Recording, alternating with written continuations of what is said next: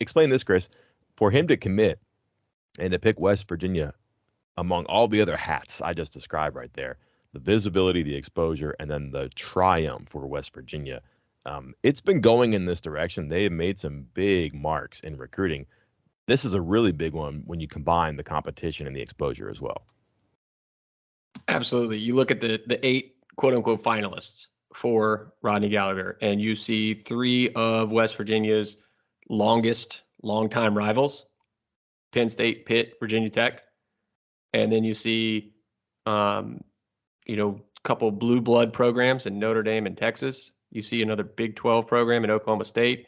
And you see a program that is, primarily affiliated with Nike and producing these amazing athletes and all that stuff in Oregon. And then West Virginia is the hat that he picked out of those 8. That means something. That kind of puts it out there. And this is, and I'll leave the recruit's name out, but I mentioned it on our VIP board. This is different than some other situations, like where a certain other player was committing to an SEC school that West Virginia had just beat out for someone else earlier.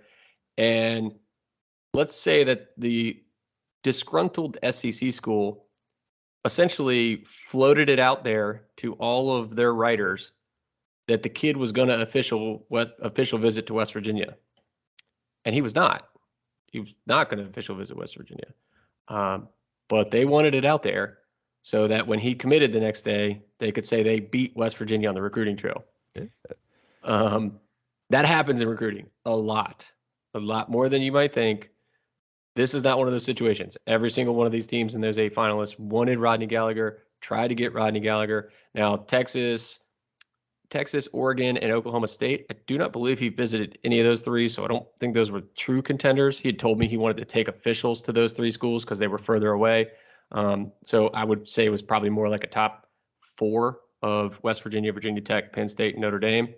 But this is a legitimate recruiting win. Not that the others in the class are not. This one is something special.